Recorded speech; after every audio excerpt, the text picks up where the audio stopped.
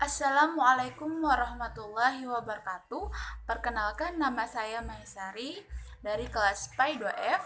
Saya dari kelompok 4. Nah, di sini kami akan mempresentasikan makalah kami, yaitu tentang peradaban Islam pada masa Abu Bakar. Pertama, kehidupan Abu Bakar. Abu Bakar lahir di kota Mekah sekitar tahun 573 dari keluarga kaya Bani Taim. Namanya adalah Abdullah bin Utsman atau Abu Quhafah. Ayah Abu Bakar bernama Utsman Abu Quhafah dan ibunya bernama Salma binti Sakhar.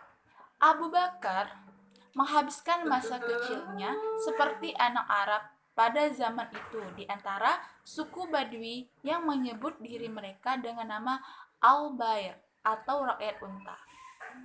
Pada masa kecilnya, Abu Bakar sering sekali bermain dengan unta dan kambing. Karena kecintaannya inilah yang memberi nama Abu Bakar yang berarti bapak unta. Dikatakan namanya adalah Abdul Ka'bah yang kemudian diganti setelah masuk Islam menjadi Abdullah. Nama panggilannya adalah Abu Bakar radhiyallahu anhu yang dikenal beberapa julukan.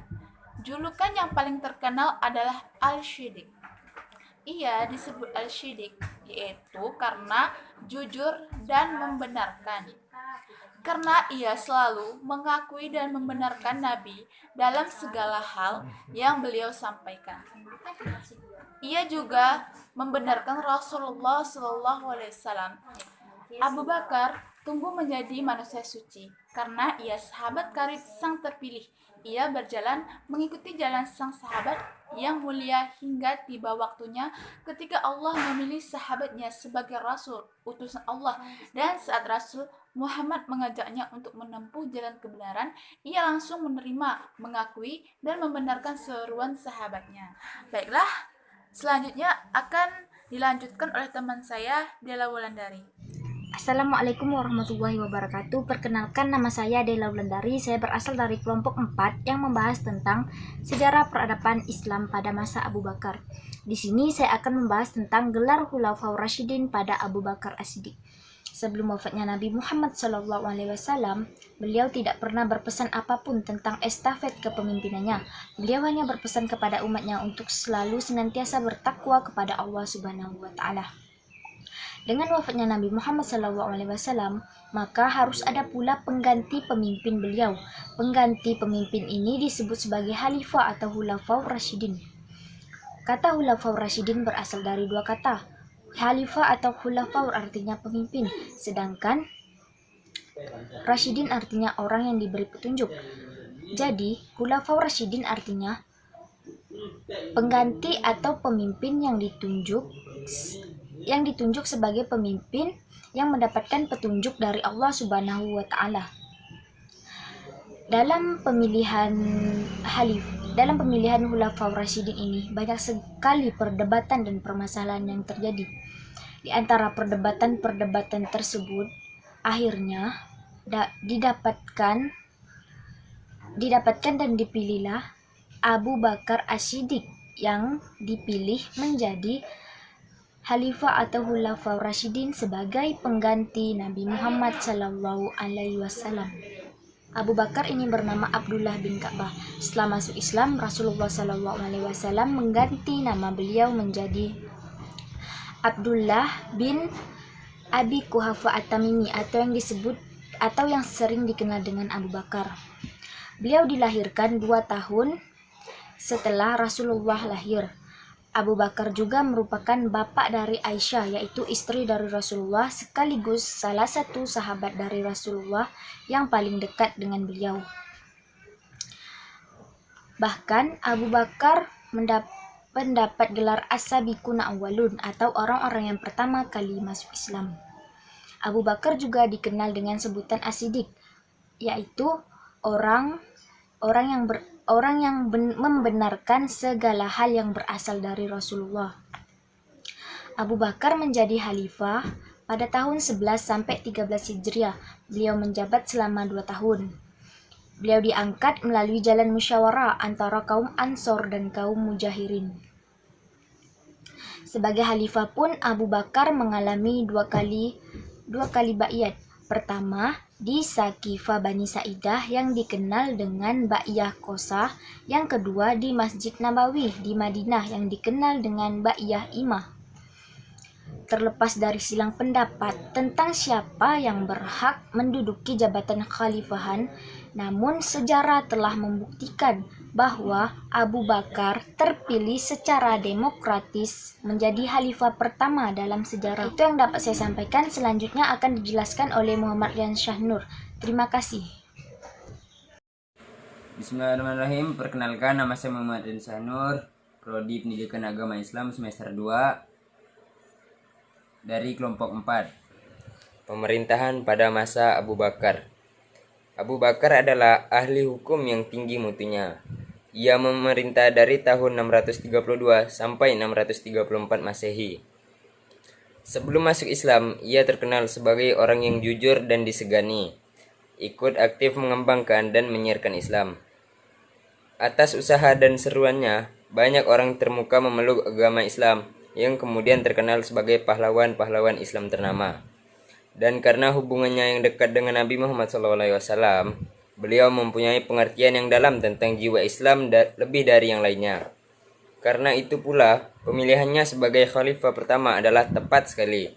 Pengangkatan Abu Bakar sebagai khalifah tidak didasarkan pada keturunan dan kesenioran, tetapi karena memiliki pemahaman agama yang tinggi, berakhlak mulia, serta dipercaya oleh Nabi SAW.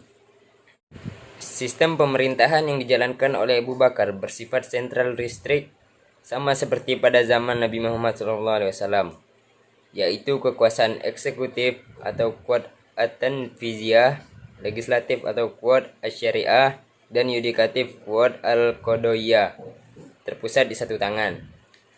Selama kepemimpinannya berlangsung singkat selama 2 tahun 3 bulan itu, terdapat permasalahan yang dihadapi oleh Abu Bakar. Seperti yang pertama, Perang Riddah.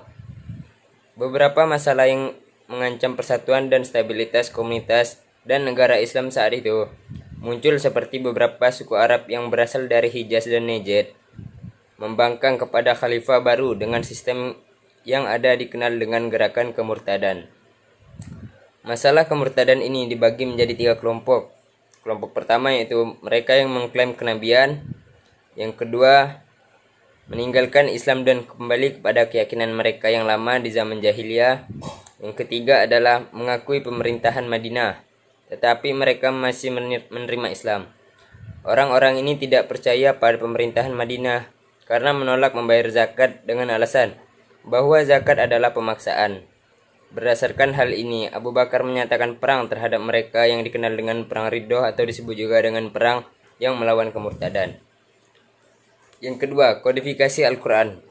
Pada awal masa Khalifah Abu Bakar terjadilah peristiwa yang memberi perhatian terhadap wajibnya mengumpulkan seluruh Al-Quran dalam satu mushaf atas saran dari Umar bin Khattab yang pada saat itu menjadi penasihat utama Khalifah. Hal itu disebabkan karena banyaknya hufaz atau penghafal Al-Quran yang gugur sebagai syuhada dalam pertempuran. Ayat-ayat Al-Quran yang ditulis pada kulit-kulit kurma, batu-batu, tulang belulang, dan kayu sudah banyak yang rusak, oleh karena itu perlu adanya penyelamatan. Sehingga pembukuan Al-Quran ini mempunyai tujuan agar dapat dijadikan pedoman bagi umat Islam sepanjang masa. Yang ketiga, perluasan wilayah pemerintahan dan penyebaran Islam. Setelah masalah Perang Riddah dan kodifikasi Al-Quran, selanjutnya fokus Khalifah Abu Bakar adalah perluasan wilayah pemerintahan Islam demi penyiaran agama Islam. Yang menjadi pegangan para pasukan Islam ialah dianjurkan masuk Islam, maka jiwa serta hartanya akan dilindungi, dan oleh tidak masuk Islam tetapi membayar jizyah atau pajak perlindungan yang sangat ringan, maka jiwa serta hartanya akan dilindungi, namun jika menentang mereka akan diperangi. Baiklah, saya akan melanjutkan penjelasan dari Muhammad Rian Syahnur, yaitu tentang administrasi dan organisasi pemerintahan Abu Bakar. Yang pertama, urusan keuangan. Urusan keuangan dipegang oleh Abu Ubaidah Amir bin Jarrah yang mendapatkan nama julukan dari Rasulullah SAW, yaitu orang kepercayaan umat.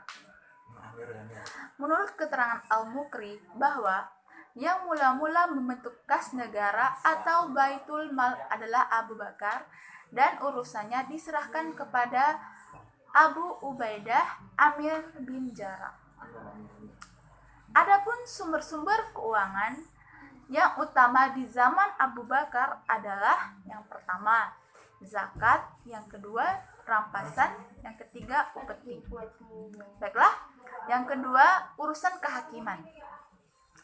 Sebagaimana kita ketahui bahwa Abu Bakar adalah seorang kepala negara yang bertanggung jawab langsung, maka pembantu-pembantunya adalah menteri-menteri. Adalah atas pertunjukannya sendiri. Dari itu, untuk mengurus soal kehakiman ditunjuknyalah Umar bin Khattab. Dan yang ketiga, hal-hal yang pertama kali dilakukan oleh Abu Bakar.